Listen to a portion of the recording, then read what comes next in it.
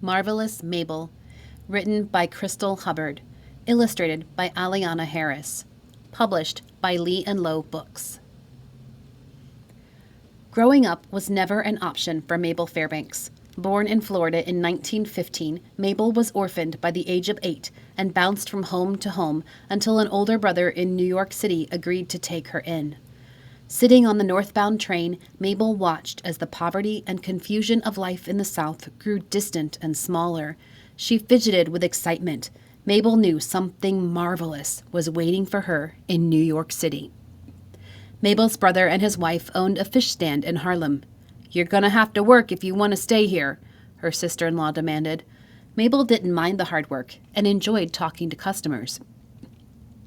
Sometimes Mabel recognized the pain of a hungry tummy in other children and gave free fish to their mothers.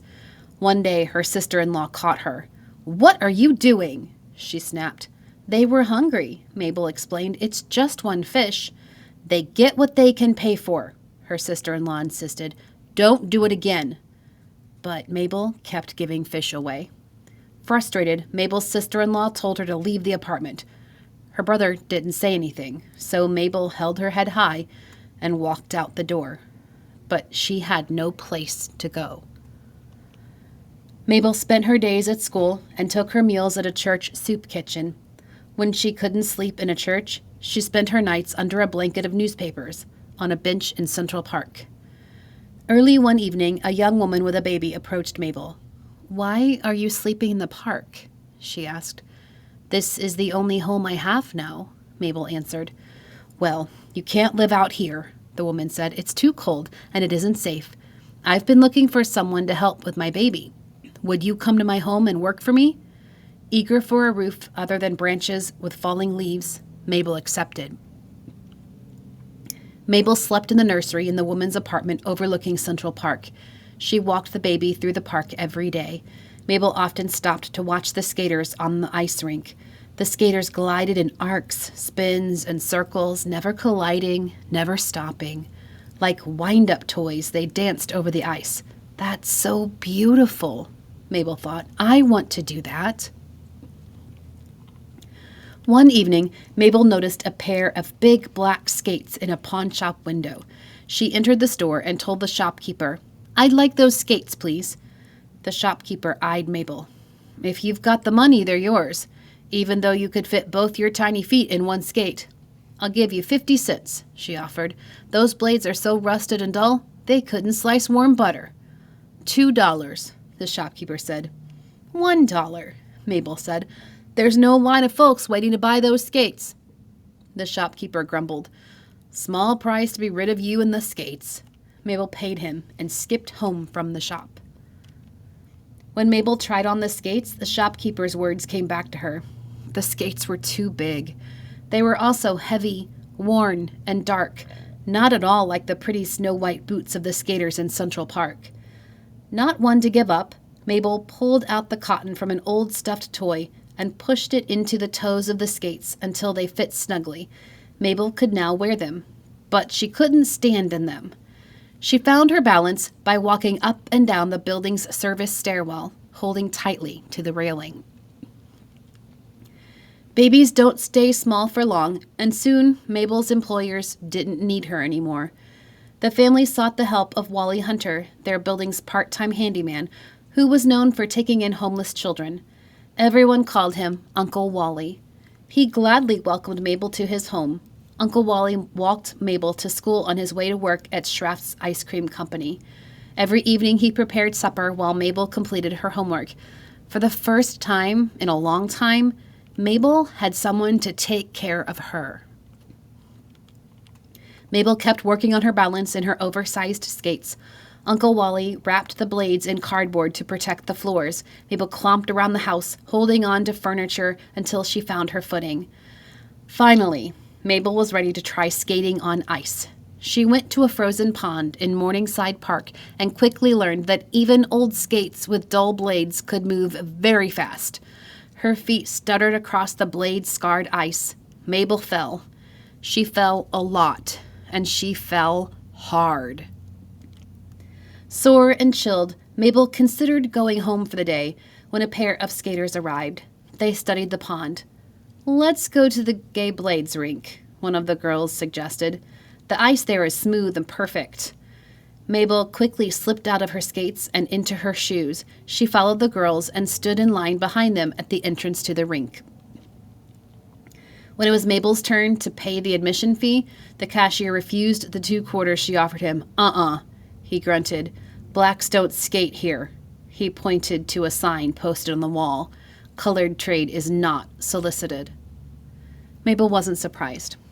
There were lots of places she couldn't go because of her skin color. Frustration and disappointment hurt her far more than the falls of the pond. Mabel returned to Morningside Park. She skated on the pond all winter until the ice began to vanish in the spring. She thought her chances to practice skating were disappearing as well. But Uncle Wally had a clever plan. Using narrow pipes, sheets of tin, and wood planks, Uncle Wally fashioned a 6-foot by 6-foot square in Mabel's room. The sheets of tin sandwiched the pipes, and the wood planks held it all together. Wearing a pair of work gloves, he carefully placed chunks of foggy white rocks in the pipes. He took up a bucket of water.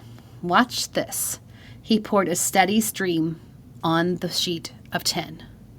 Mabel couldn't believe it. The water instantly froze. "We use dry ice at the ice cream factory," Uncle Wally said. "It keeps our trucks cold so the ice cream doesn't melt when we make deliveries. Dry ice can freeze almost anything. When it melts, it evaporates. It's science." No, Mabel thought. It's magic. Mabel now had an ice rink with a surface as flawless as the one in Central Park, right in her very own room. She spent all her free time skating. Mabel practiced on her right foot, tracing the figures she had seen other skaters execute. Once she perfected them, she practiced the same figures with her left foot. The rink was too small for long strides, so Mabel learned how to do sharp stops, turns, and whizzing spins of her own creation. By the time winter arrived, Mabel could perform short leaps and spins so fast they left her dizzy and giggling, but she wanted more room to practice. "I want to try to skate at the Gay Blades rink today," Mabel told her Uncle Wally. He handed Mabel a gift. "Take these with you. Maybe today will be your day." Mabel rarely had anything brand new, so she savored every second of opening her gift. A pair of white skates with shiny blades sat snug inside. She delighted in the smooth, pearly leather, the blinding white laces, and the silver blades casting stars of light. Mabel thanked Uncle Wally and rushed off to Gay Blades. When she arrived at the rink, Mabel swallowed hard when she saw the manager, Lewis Clark, at the gate, but she stayed in line. When it was her turn to pay, Mr. Clark opened his mouth to speak. Mabel got her words out first. "I would very much like to skate here," she said. "All I want to do is skate." Mr. Clark turned to the cashier. "How long has she been trying to skate here?" "Too long," Mabel and the cashier answered at the same time. Mr. Clark chuckled. "Those are pretty skates. You sure you know what to do with them?" "Let me onto the ice, and I'll show you," Mabel said. He hesitated, but eventually moved aside and allowed Mabel in the rink. When Mabel stepped onto the ice, the other skaters stopped to stare at her. Scowling parents hauled their children off the rink. Disheartened, Mabel thought perhaps she should leave if other kids couldn't skate because of her. She gazed upon the empty rink. This might be her first and only chance to skate the way she wanted. In her new white skates, Mabel glided farther onto the wide expanse of mirrored ice. Arms extended wide, she caught the wind as she skated along the perimeter, gaining speed. She leaned forward until her right leg stretched behind her. Skating isn't only like dancing, Mabel smiled to herself. It's like flying. She attempted a move she had seen others perform, a long leap from one foot to the other. She landed it solidly and then eased into a spin. Starting slowly with one knee raised, she brought her arms closer to her body, clasping her hands, lowering her knee until one foot was crossed over the other, and stretching her arms as high as she could. She spun until the world around her was a marvelous blur. She threw out her arms, dug the toe of one skate into the ice, and came to an immediate stop, the tail of her coat swirling around her. Exhilaration rushed through Mabel. Skating as fast and as big as she wanted, she pushed off again, hoping her movements were as strong and graceful as those she'd first seen on the ice in Central Park. "I'm doing it," she thought joyously. Mabel spent the rest of the afternoon skating. When it came time for her to go home, her joy sank into gloom. If I'd never skated here, I'd never know what I was missing when I'm turned away tomorrow, she thought. Lost in heartbreak, Mabel didn't notice Mr. Clark approach. "I don't recall ever seeing anybody spin the way you do," he said. "Quite impressive. I guess I'll see you tomorrow." "I can come back?" Mabel asked in disbelief. "I don't see why not," Mr. Clark said. "I'll make sure you get in any time you want to, Miss Mabel." She smiled and shook Mr. Clark's hand. "Thank you. When I came to New York City, I knew there was something special waiting for me. I'll keep practicing and I'll become the most marvelous skater anyone has ever seen." Mabel skated as often as she could. She learned new skills by watching other skaters who worked with coaches. A couple of the coaches were so impressed that they taught Mabel for free after the rink closed. When she got older, Mabel auditioned for professional skating shows. The companies refused to hire her because she was black. So she did the next best thing. She created shows of her own and toured the United States, Mexico, and Cuba. In some of her shows, Mabel dazzled spectators by wearing lavish costumes and performing her incredible spins on a 6-foot by 6-foot rink. She became known as America's first black figure skating star. Mabel believed in sharing her passion for skating with others. After she retired from performing, she became a coach and helped students of all ages, races, and ethnicities to become champions. "When I began skating, I was the only one out there fighting, and I had to fight that much harder.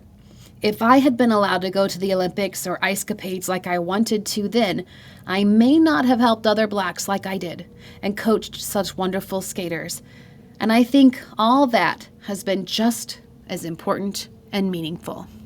Mabel Fairbanks. Afterward. Despite her role as America's first black figure skating star, Mabel Fairbanks never received much coverage by the mainstream press. As a result, the timeline and events of this book, and much of its dialogue, some imagined, were constructed from newspaper and magazine articles of the 1940s and 1950s, and a lengthy transcript of an interview that became public after Mabel's death. Little information exists about Mabel's parents and early childhood, and much of that is conflicting. Mabel was born on November 14th or 15th in 1915 in Florida. Although Mabel stated her birthplace as the Florida Everglades, other sources report it was Jacksonville, Florida. When interviewed, Mabel gave her ancestry as African, English, and Seminole. Some sources report Mabel was sent to New York by kindly church members who rescued her from an abusive foster home. Others claim she went to New York in the company of brothers and sisters with the intention of taking a secretarial course. What is known for sure is that after her marvelous performance at the Gay Blades Ice Casino at Broadway and 52nd Street, Lewis Clark kept his word and allowed Mabel access to the ice. She caught the interest of two notable coaches, Howard Nicholson, who had coached 3-time gold medalist Sonia Henney, and 9-time U.S. ladies figure skating champion Mabel Vinson Owen. Recognizing her incredible natural talent, Nicholson and Vinson Owen encouraged Mabel to perform in the fast, athletic, and compact style she had mastered by skating on her dry ice rink. Mabel also became adept at spirals, flying waltz jumps, spins, various camel spinning combinations, axel jumps, and quick stops. By 1940, under Vinson Owen's tutelage, Mabel had passed the test of compulsory figures required by U.S. Figure Skating, USFS, to compete in its sanctioned events. However, Mabel was not allowed to participate in USFS events, and this kept her out of the national and international competitions that might have given her the chance to compete in the Olympics. When producers of the Ice Capades and Ice Follies wouldn't hire her because they were afraid audiences would walk out if they saw a black skater, Mabel found jobs with smaller all-white companies that billed her as an added attraction. Wally Hunter became Mabel's manager and worked with Lewis Clark to create Mabel's first ice show, which took place at the Gay Blades Ice Casino on March 15, 1942. Her touring shows often included a 6-foot by 6-foot rink on which she amazed audiences with her speed and flexibility and the tightness of her turns and spins. Mabel performed dynamic routines named the Silver Spinning Top, Dream Girl, Dabbles on the Danube, A Salute to Victory, and the Swanee Snowbird, an homage to her Florida origins. On May 5, 1945, the Afro-American newspaper reviewed one of Mabel's shows and noted, "Particularly impressive was her speed in reverse, in which she skates backwards at breathless speed. Experts say she can skate backwards faster than most good skaters can forward." In the early 1950s, Mabel went to Southern California, hoping to appear in one of Sonja Henie's productions. Afraid Mabel would upstage her with her unmatched jumps and spins, Henie refused to allow her in the show. The rejection crushed Mabel, but she turned that devastation into inspiration. Mabel went on to guest star on Frosty Frolics with the show's headliner, Mae Edwards. She continued choreographing and staging successful shows of her own. When Mabel retired from performing, she settled in California and decided to become a coach. She had gained the respect of her colleagues, but still faced racism from rink owners and skating organizations. After the Pasadena Figure Skating Club posted a sign stating, "Colored trade not solicited," Mabel took law classes at Los Angeles Community College so she could fight the discriminatory practices of skating rinks and clubs. Mabel then took her business to the Polar Palace in Hollywood. There, she built a roster of students that included celebrities such as Nat King Cole, Tab Hunter, Eartha Kitt, Dean Martin, Sammy Davis Jr., Frank Sinatra, and their children. Mabel taught anyone with a desire to skate, regardless of race or income. She never had children of her own, but she mothered her students. She let them sleep at her home in the Hollywood Hills to make sure they could get to practices. She used her own money to help them acquire costumes and skates, and she coached promising students for free if they couldn't afford lessons. Her students included the first African Americans admitted to U.S. figure skating clubs, Atoy Wilson and Richard Ewell III. Wilson became the first African American skater to win a national competition when he earned the gold medal in the U.S. Novice Men's Championships in 1966. Ewell partnered with Michelle McClatty to become the first black skaters to win the National Junior Pairs title in 1972. Mabel had a special knack for creating Olympians. She paired Ty Babylonia and Randy Gardner as children. They grew up to capture 5 U.S. pairs titles and the 1979 World Championship. Mabel also played a role in the development of Olympic gold medalists Scott Hamilton and Christy Yamaguchi, U.S. national champion and Olympic bronze medalist Debbie Thomas, the first African American to win a Winter Olympic medal, U.S. national champion and the first openly gay skater Rudy Galindo, and Tiffany Chin, who was the first Asian American to win a singles title at the U.S. Championships. When skaters and coaches created new moves, the skills were typically named after them. However, the variations of the basic spin first performed by Mabel do not bear her name. Her contribution to figure skating was finally recognized on February 14, 1997, when she became the first African American inducted into the U.S. Figure Skating Hall of Fame, an honor bestowed on her for coaching. Mabel was inducted into the International Women's Sports Hall of Fame in 2001 and the Professional Skaters Association Hall of Fame in 2009. On September 29, 2001, Mabel passed away of leukemia. Yet her trailblazing talent and work continue to ripple through the sport. In January 2021, the U.S. Figure Skating Association introduced the Mabel Fairbanks Skatingly Yours Fund, established to provide support for the training and development of BIPOC Black, Indigenous, and people of color skaters. The fund is named for Mabel's habit of signing autographs with "Skatingly Yours." Team USA's Star Andrews was the fund's inaugural recipient. Mabel Fairbanks' legacy of inclusiveness continues to be a lesson to us all, U.S. figure skating president Ann Cammett said. She helped lift and support a generation of Black, Latino, Indigenous, and Asian American skaters whose contributions in the sport continue today.